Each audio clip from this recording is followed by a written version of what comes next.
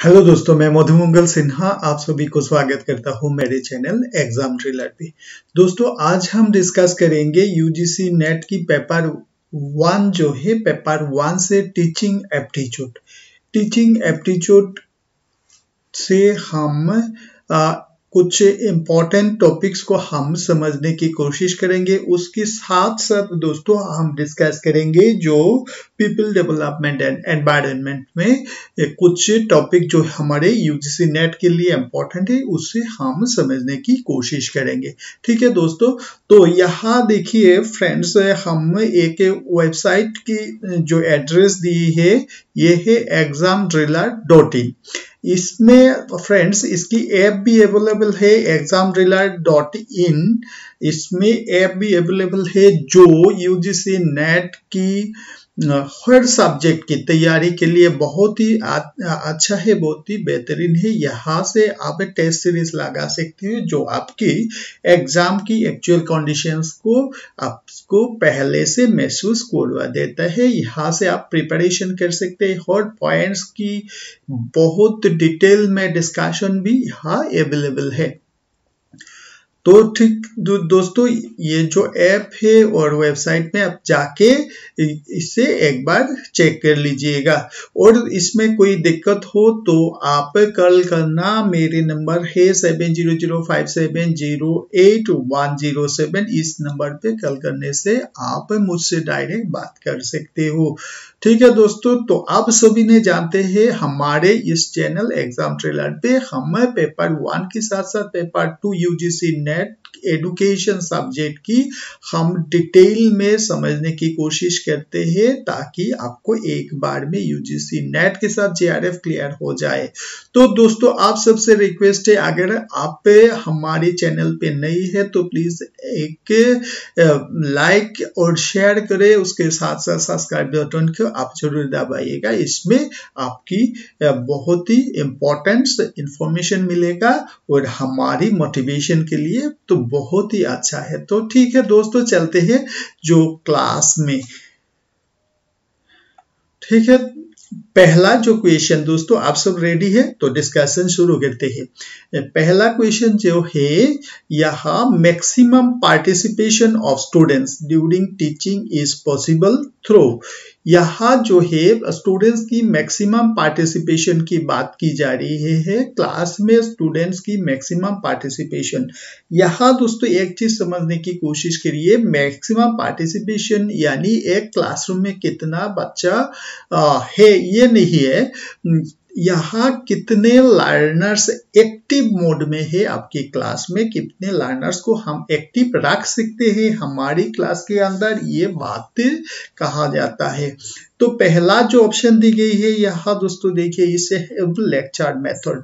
दोस्तों यहाँ lecture method क्या है दोस्तों, देखिए जो मेथड जहाँ टीचर आप पे किसी टॉपिक पे डिस्कशन करके जाते हैं, लेक्चर देके जाते हैं, जनरली इसे हम लेक्चर मेथड कहते हैं। और लेक्चर मेथड जो है ये क्या है दोस्तों, ये टीचर सेंटर्ड मेथड है। ठीक है दोस्तों, आप जो नंबर 2 है डेमोन्स्ट्रेशन मेथड। डेमोन्स्ट्रेशन मेथड क्या है इसे भी हम समझेंगे। डेमोन्स्ट्रेशन मेथड ऐसा एक मेथड है जहां टीचर कुछ चीजों को लर्नर्स के सामने रखेगा, लर्नर उन चीजों को छू के समझ के सीखने की जानने की कोशिश करेंगे, ये है डेमोन्स्ट्रेशन मेथड। और थर्ड जो मेथड है ये इंडक्टिव मेथड की बात की जाती है। इंडक्टिव मेथड क्या है देखिए दोस्तों, इंडक्टिव मेथड ऐसे एक मेथड है जहां हमारे पहले से समझ में जो चीज आते हैं इनके पर डिपेंड करके हम जो हमारे समझ की बाहर यानी स्पेसिफिक थे हम जनरल कंक्लूजन में जाते हैं, इसे हम क्या कहते हैं, इंडक्टिव मेथड कहते हैं। ठीक है दोस्तों, अब बात करते हैं नंबर 4 जो ऑप्शन है। नंबर 4 ऑप्शन में क्या है, text book method. Text book method क्या है दोस्तों, ये टेक्स्ट है जो हमारी जो क्लास के अनुसार जो सिलेबस है इसकी जो टेक्स्ट बुक है इसे टीचर ने पढ़ के डिस्कशन करके लर्नर्स को समझाने की कोशिश करते हैं, इसे क्या है, टेक्स्ट बुक मेथड कहते हैं। टेक्स्ट बुक मेथड क्या है दोस्तों, ये जो टेक्स्ट बुक मेथड है ये टीचर सेंटर्ड है, टीचर सेंटर्ड मेथड है। ठीक है दोस्तों, ये लेक्चर मेथड भी देखिए टीचर सेंटर्ड मेथड है। डेमोन्स्ट्रेशन मेथड जो है ये क्या है, लर्नर सेंटर्ड मेथड है। ये लर्नर सेंटर्ड मेथड होता है। इंडक्टिव मेथड जो है ये भी लर्नर सेंटर्ड मेथड है। ठीक है दोस्तों, ये सब मैंने इसलिए डिस्कस किया है। क्वेश्चन देखिए फ्रेंड्स, ये कुछ घुमा फिरा के क्वेश्चन हो सकता है, तो आपकी क्वेश्चन के आंसर भी सही होना चाहिए इसलिए। तो ठीक है दोस्तों, तो अब तक जो हम समझ में आया, जो हम समझने की कोशिश किया है, तो यहाँ जो 4 मेथड दिया है, ये टीचर सेंटर्ड मेथड या लर्नर सेंटर्ड मेथड, ये मेथड के बारे में हम समझा। ठीक है, अब आंसर की तरफ चलते हैं। यहाँ देखिए एक्सप्लेनेशन में क्या कहा गया। Maximum participation of students during teaching is possible through the inductive method. जो इंडक्टिव मेथड है दोस्तों, इस इंडक्टिव मेथड के द्वारा लर्नर की मैक्सिमम पार्टिसिपेशन पॉसिबल है। यहाँ जो 4 मेथड की बात की गई है, इसके अंदर जो इंडक्टिव मेथड है, इसके द्वारा सबसे ज्यादा लर्नर एक्टिव मोड में अपनी क्लास में पार्टिसिपेट कर सकते हैं। ठीक है दोस्तों, सो आंसर क्या हो गया, आंसर हो गया ये इंडक्टिव मेथड जो है, ये हमारे आंसर निकल के आया। ठीक है दोस्तों, अब देखते हैं क्या है। Inductive teaching and learning mean that the direction of the flow of information is from specific to general। यहाँ इंडक्टिव मेथड जो है फ्रेंड्स, इंडक्टिव मेथड में जो टीचिंग लर्निंग के जो डायरेक्शन है, ये क्या है, स्पेसिफिक चीजों से क्या है, जनरल चीजों पर जाता है। देखिए अब हमारे सामने मान लीजिए एक मैंगोज की कार्टन है, वहां से हमने एक मैंगो उठाया, टेस्ट किया, उसे हमें स्वीट मिला या ये स्वीट है। दूसरी जो मेरे फ्रेंड्स, उन्होंने एक मैंगो उठाया, उन्होंने टेस्ट किया, वो भी स्वीट है। तो ऐसे 2-3 फ्रेंड्स मिलके हमने टेस्ट किया, जितना मैंगोस उठाया वो सारा क्या है, स्वीट है। तो हमने ऐसा अनुमान लगाया, इस कार्टून में जितने मैंगोस है, ये सारा क्या है दोस्तों, स्वीट होगा। ये इस तरीके से जो मेथड है, इसे हम क्या कहते हैं, इंडक्टिव मेथड। ठीक है दोस्तों, और दूसरी तरफ हम डिडक्टिव मेथड जो है, इससे भी एक क्विक रिमेंबर करेंगे। डिडक्टिव मेथड क्या है फ्रेंड्स, इसकी जो इंडक्टिव मेथड की पूरा उल्टा जो मेथड है, इसे हम डिडक्टिव मेथड कहते हैं। डिडक्टिव मेथड में क्या होता है दोस्तों, स्पेसिफिक टू क्या होता है, यह जो general to specific, general to specific. ठीक है, हमने जब कहते हैं कि सभी लोग, ऑल मैन इज मॉर्टल, तब जाके हम जब बात करते हैं Ram is a man, Ram is mortal, so ये क्या है, डिडक्टिव मेथड। ऐसे मेथड को हम डिडक्टिव मेथड कहते हैं। ठीक है दोस्तों, बात करते हैं नेक्स्ट में क्या है। In terms of teaching the lesson is started with activity and experiments. यहाँ जो टीचिंग की टर्म्स में जो हमारी इंडक्टिव मेथड है दोस्तों, ये क्या होते हैं, एक्टिविटी और एक्सपेरिमेंट पर बेस होते हैं। सो फ्रेंड्स, यहां से क्वेश्चन बन सकता है, एक्टिविटी बेस्ड और एक्सपेरिमेंट बेस्ड जो मेथड है, यह कौन सा मेथड है, तो क्या होगा आंसर फ्रेंड्स, ये डिडक्टिव मेथड होगा। ठीक है, तो यहां जो देखिए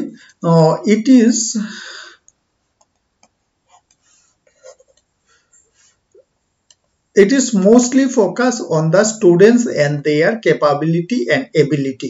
जो इंडक्टिव मेथड है दोस्तों, यहाँ जो इंडक्टिव मेथड में सक्सेस पाने के लिए लर्नर्स की क्या है, कैपेसिटीज और एबिलिटीज होना चाहिए। चीजों की समझने के लिए जो लर्नर्स है, उनकी क्या है, कैपेबिलिटीज और एबिलिटी होना चाहिए। इसमें टीचर की जो इम्पोर्टेंस है, ये थोड़ा कम है, ये लर्नर की इंपॉर्टेंस ज्यादा है, सो इसे हम क्या कहते हैं, लर्नर सेंटर्ड मेथड कहते हैं। ठीक है दोस्तों, समझ में आया?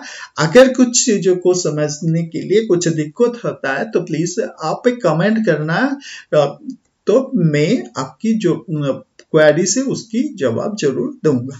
ठीक है, आप बात करते हैं merits of inductive method. Inductive teaching method की कुछ मेरिट्स है, कुछ अच्छाइयां है, इससे अब हम समझने की कोशिश करेंगे। पहला नंबर 1 में क्या देखिए, students are train to think and work out problems for themself. Students की जिंदगी में जितने सारी प्रॉब्लम आते हैं, उन सब प्रॉब्लम को फेस करने के लिए, उसे ओवरकम करने के लिए क्या है, पहले से लर्नर को इंडक्टिव मेथड में ट्रेन की जाती है, ताकि लर्नर सामने उनकी जिंदगी के सामने जो प्रॉब्लम्स आता है उसे सही ढंग से, सही तरीका से उसे सॉल्व कर सके।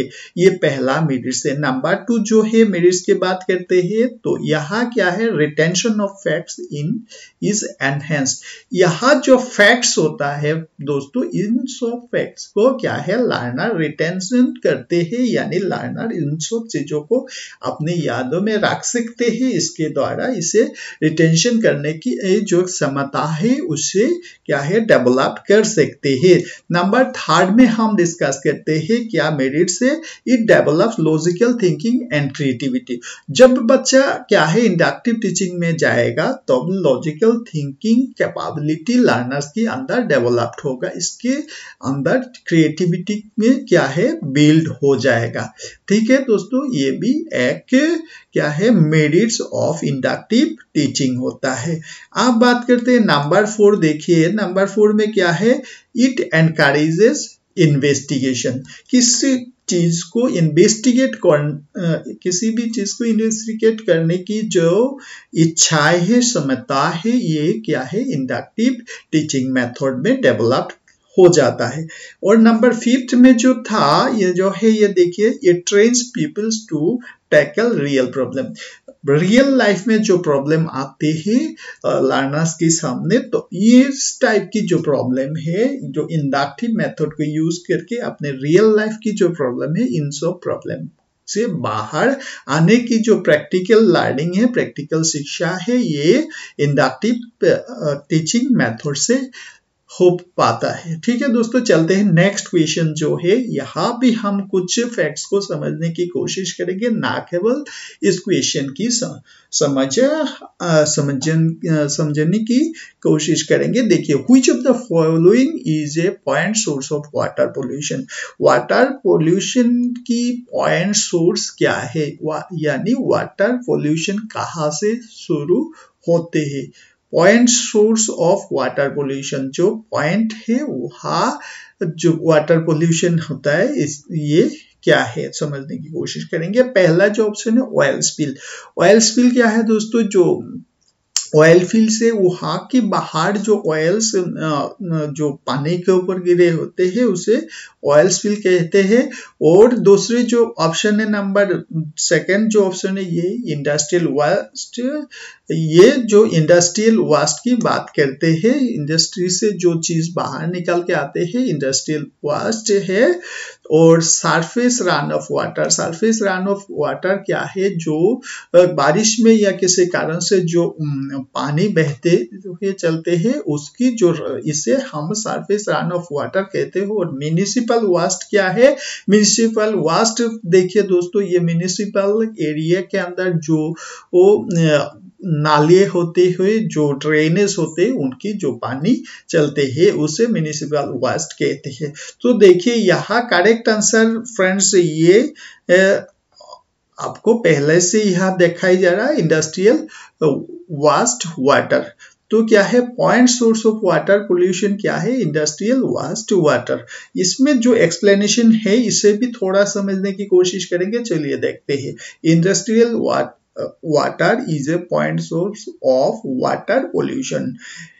तो इंडस्ट्रियल वाटर जो है, वेस्ट वाटर जो है, ये point source of water pollution, इसे हम कहेंगे। Industrial waste water has organic and non organic pollutants, क्योंकि इंडस्ट्रियल जो वेस्ट वाटर है इसमें क्या है, ऑर्गेनिक पोल्यूटेंट्स जैसे रहते हैं ठीक वैसे नॉन ऑर्गेनिक पोल्यूटेंट्स भी रहते हैं। Not only pollute the reverse but also affect human life.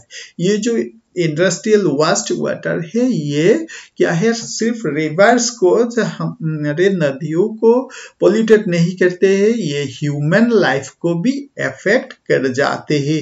ठीक है दोस्तों, यहाँ जो बात है oil spill surface run off और municipal waste are the non point source of water pollution. So यहाँ हम समझने की कोशिश किया है point source of water pollutant क्या है, non point source of water pollutant क्या है। तो non point source of water pollutant ये है oil spills, surface run off and municipal waste, और इंडस्ट्रियल जो वेस्ट है ये point source of water pollutants. ठीक है फ्रेंड्स, आप बात करते हैं नेक्स्ट क्वेश्चन में चलते हैं। नेक्स्ट क्वेश्चन क्या है देखिए, ए perfect ecological equilibrium among the producers, decomposers और consumer group of organisms exist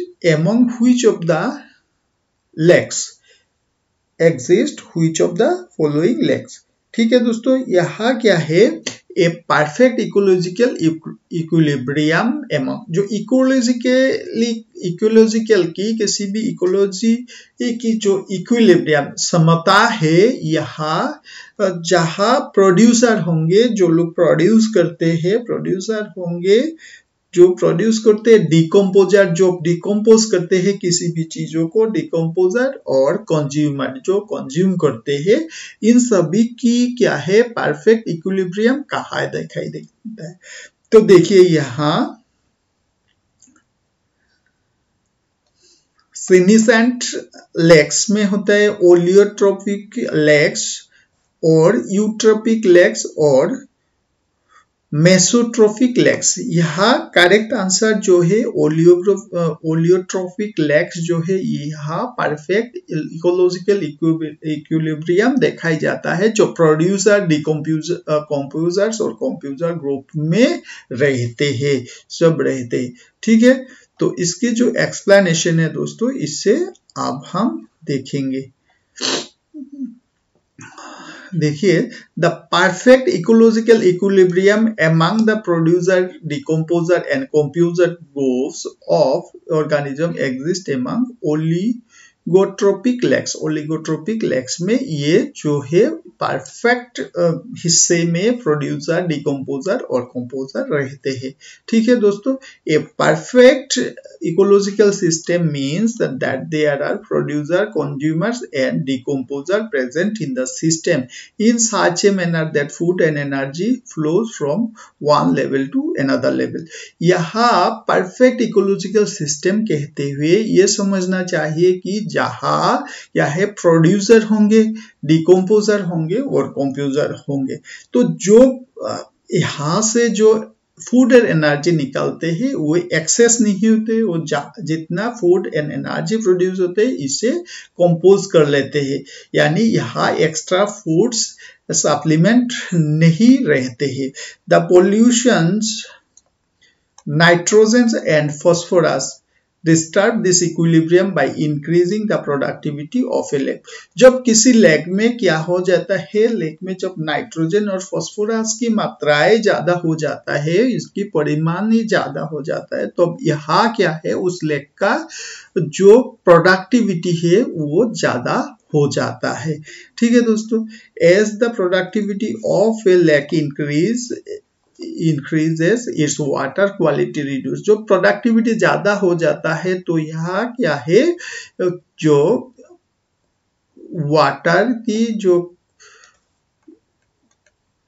quality जो है ये क्या हो जाता है, रिड्यूस हो जाता है, उसमें क्या है, प्रोडक्टिविटी ज्यादा हो जाती है।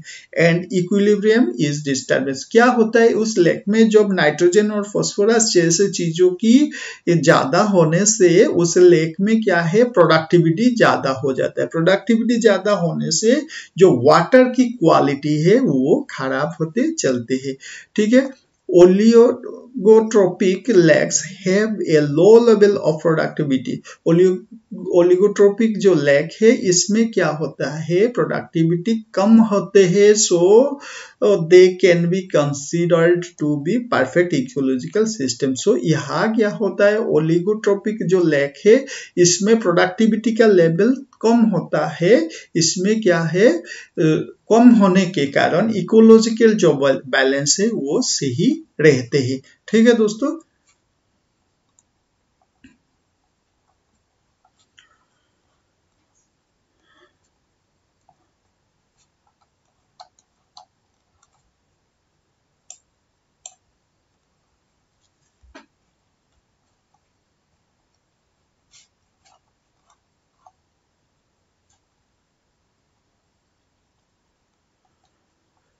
तो दोस्तों आज हमने समझने की कोशिश किया है कुछ पॉइंट्स को जिसे हम हमारी यूजीसी नेट के लिए बहुत इंपॉर्टेंट है, हम समझने की कोशिश किया है। जो मेथड, टीचिंग मेथड क्या होना चाहिए, lecture method, demonstration method, interactive method और टेक्स्ट बुक मेथड में इसकी मेरिट्स क्या है उससे हम समझने की कोशिश किए। साथ साथ ऑयल स्पिल क्या है, इंडस्ट्रियल वेस्ट क्या है, सरफेस रन ऑफ क्या है, म्युनिसिपल वेस्ट क्या है, इसे भी समझने की कोशिश की है। साथ हमने समझा क्या है, जो ओलिगोट्रोपिक लेक क्या है, ओलिगोट्रोपिक लेक में जो क्या होता है, ए परफेक्ट इकोलॉजिकल इक्विलिब्रियम अमाउंट क्या रहते हैं, प्रोड्यूसर, डिकम्पोजर और कंपोजर से ही मायने में रहते हैं। यहाँ नाइट्रोजन और फास्फोरस कम होने के कारण ओलिगोट्रोपिक लेक में यहाँ इकोलॉजिकल जो बैलेंस है, वाटर क्वालिटी बहुत अच्छा रहते हैं। ठीक है दोस्तों, आज के क्लास में यहाँ खत्म करने वाला हूँ और प्लीज आपकी कोई दिक्कत है तो कमेंट करके इसे अगर कमेंट में मिलता है तो मैं इसकी जवाब दूंगा। आप सभी की जो जानकारी है, आप सभी की जो प्रॉब्लम्स है उसे सॉल्व करने की मैं जरूर कोशिश करूंगा। फ्रेंड्स आप लोग बहुत अच्छा रहिएगा, पढ़ते रहिएगा। मिलेंगे दोस्तों नेक्स्ट क्लास में, तब तक बहुत अच्छा रहिए। Thank you, bye bye.